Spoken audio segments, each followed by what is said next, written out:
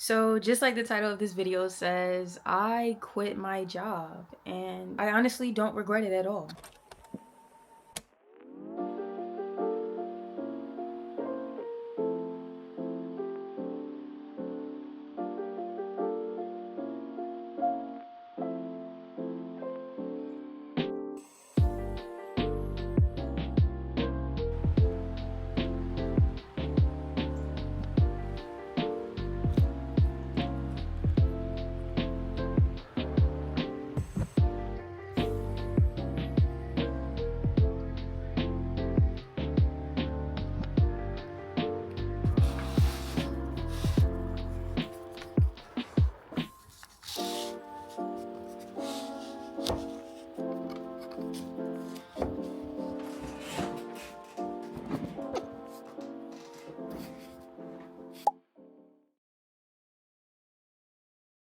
The main reason that I quit my 9 to 5 was because I was in a very, very extreme toxic environment. I mean, it was to the point where you couldn't even talk to your coworkers. If you talk to your coworkers for more than 30 seconds, the president would get upset because if just off the craziest things, like because he wasn't included in the conversation, because he felt like it wasn't productive, or simply because he wasn't in control. And I've never seen someone want to control so many people's lives so much.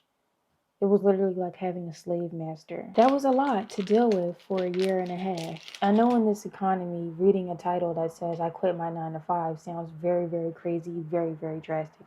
But trust me, I did not leave if I didn't have another job lined up. I honestly started applying for jobs 3 months into my position. Once I finished my probationary period, I was pretty much done with my job. I remember I cracked one time and I had an unsolicited HR meeting. And during that HR meeting, I was practically blamed for work not getting done. And I came from an agency company where the only reason I left that agency, which is one of the greatest jobs that I've ever had in my life, the only reason I left that agency is because I wanted more money. My salary wasn't sustainable at the time. So I left for more money. But as we all know, more money, more problems. And sometimes the grass isn't always greener on the other side. I got comfortable. And when you're in the early part of your career, you don't want to get comfortable anywhere because there's always more avenues to grow. But as you can see, the toll that micromanagement took on my face,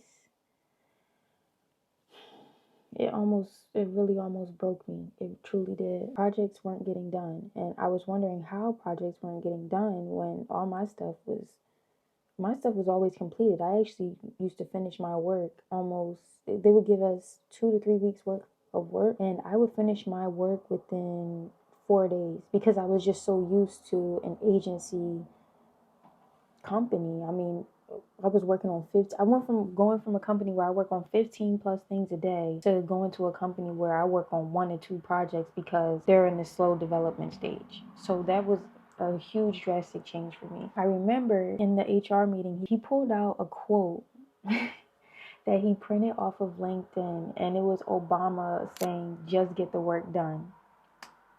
And I looked at him and I said, "So are we having this meeting because I'm not doing my work? I'm not getting my work done?" He said, "It's not that you're getting your work done. It's just that I need you to learn, the process of what we do here. And you're trying to do the process of whatever you want to do." And I said, "So is it my fault that you're not getting work done?" And he said, "No, no, no, it's not your fault." So in that case, we were just having an HR meeting for no reason. He just wanted to establish dominance and basically tell me that things aren't going to run your way. We're going to do it my way. Okay, fine. You're the president. It's your company. We can do whatever you want to do. But I remember I'm a person that has a very, very strong work ethic. And even at my last company, I actually told my supervisor that. And I was like, one thing that I don't play with is my work ethic. I don't want nobody calling me lazy and saying that Jamira never stepped up the plate to do this, that, and the third, because I will try my hardest from the time I clock in to the time that I clock out. And they knew that and they respected that. I just didn't feel like that here. I remember I cracked in that meeting, and when I say cracked, like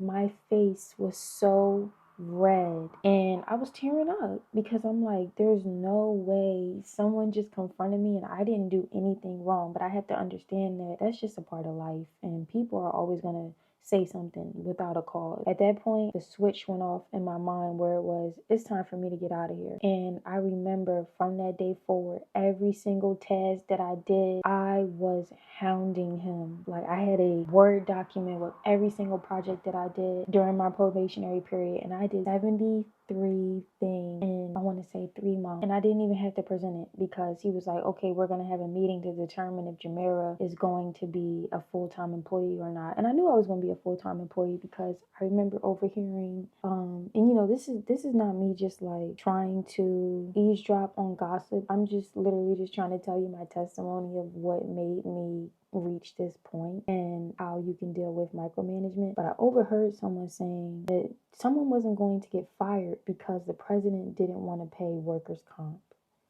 And I knew from that day forward, I said, if I make a mistake, if I do this, that, and the third, he's not going to fire me because he doesn't want to pay workers' comp. So instead, he tries to push people to quit through toxic management. Obviously, I got accepted on the call to be a full-time employee, and we never went over any scheduling changes. We never went over any benefit changes, no vacation or sick time, because that was all outlined in my offer letter to begin with. So that was basically my policies and procedure. And as time went on, things just got crazier and crazier.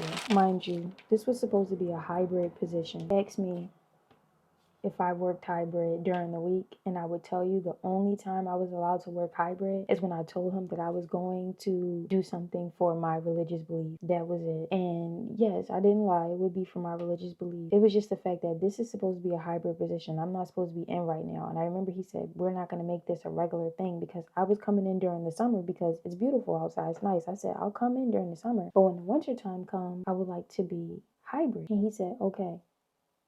That never happened. And it's so many stories I can tell and so many things. Like, there would be some mistakes that I made.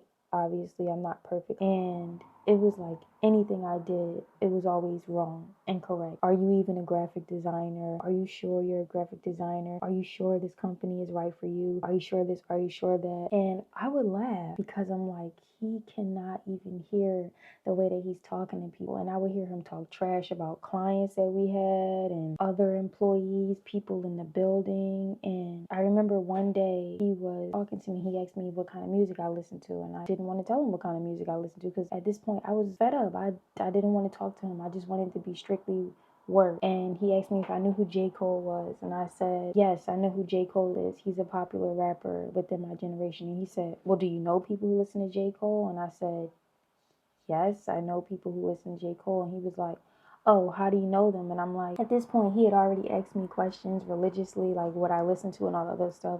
And I'm not going to tell you if I listen to, you know, whatever, or do this and that third, because I've heard him talk trash about religious people. So why would I aid that thought? Kept asking me within that same conversation with J. Cole. And I said, from this point forward, I only want to have work-related conversations. And this man is like, I don't know, 6'2", 6'3". He jumped up out his seat, which was literally like maybe 3 feet away from me. He said, don't ever come in here talking about anything that's not work-related. I don't want to hear you ever talk about anything that's not work-related. How dare you tell me to only have work-related conversations with you? And I was just like, I just looked at him like, man was over 60 having a tantrum. And I remember I was sitting at my desk and I was praying, and I was just like, Lord, help me get out of this situation, because this man is going to drive me insane. That's when my skin started to break out, and I'm thinking it was because of the way I was eating. The whole time it's stress eating me from the inside out, and I was just like pushing through, going on, and I wouldn't be able to go on if it wasn't for God. I'm going to be completely honest. Those that were in my corner, they watched me slowly deteriorate, but yet God was still helping me stand. It's just something, you know, when God truly is a comforter. He's a comforter, he's a counselor, he's everything he said that he promised he would be, and that's what he was for me. I'm sorry, I got a little choked up, but it just got crazy, you know. It just got really crazy at my job, and I would go for walks on my lunch break every single day. I would just be eating, like just finding a way to escape the office. I didn't like eat super crazy, but I was eating more than I would usually eat because generally I eat like one meal a day, but I would eat like a huge entree for lunch and then just do the same thing the next day and the next day and the next day, and that's not healthy. So overall I gained like 5 pounds, but I probably should have gained more if it wasn't for my metabolism. And I remember when every time that like I would say something about things, he would be like, I'm not gonna walk on eggshells in my own company. And I was just like, what you mean is you're not going to respect people in your own company? Like, how long have you been getting away with this? You know, I remember when I first started, previous graphic designer was training me, and I was like, so, what made you leave? Like, where did you go? And he was just like telling me kind of in code, like, you'll see that you won't get to be as creative here. Not knowing he was telling me to run. But on my last day, which was October 15th, this was after I got an interview somewhere else. And I remember when that job emailed me and they were like, oh, we want to speak with you because you've been selected for the next process. I came into work with the biggest smile on my face. And when I tell you, I haven't smiled in months there.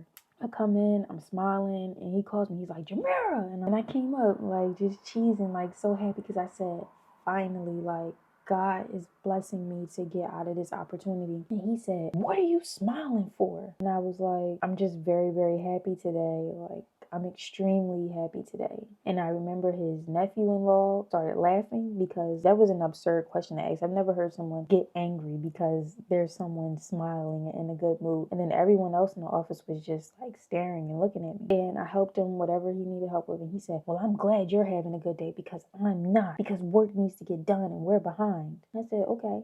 And then I turned around and one of the older ladies in the office looked me in my face and she started smiling, laughing, and I started smiling, laughing too because it was time for me to get out of there. The signs when an employee is going to quit: one, they start dressing better. They start showing up to work on time. They don't have no complaint. They barely ask any questions. They clock in, they clock out. I remember I went in to work on October 15th and I talked about it with my family because I don't do anything without advice. I went and I talked to my family and I said, I'm going to ask when we are going to receive our compensation because once again, I overheard HR tell the president, oh, I forgot yesterday was a bank holiday, so we might not get our money until the day after our original pay date.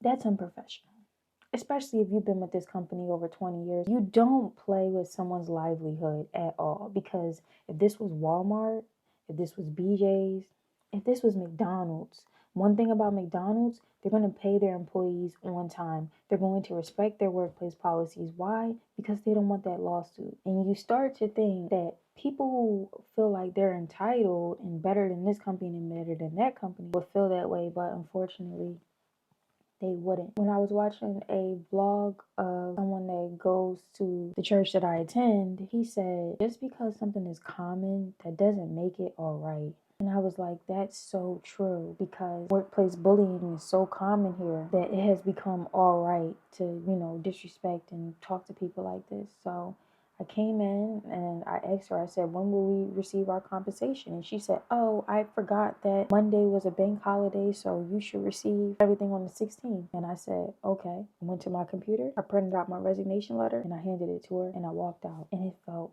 so good. My moral of the story is no matter what kind of environment that you are in, God will always see through to help you out. It's going to be a struggle to believe that He is there, but He's really always there. He's always watching. And I ain't mean to get on here and, start crying and all that other stuff, but like my main thing is that no matter what, always look towards God. No matter what you go through, that is my testimony. Like, comment, share, subscribe to my channel.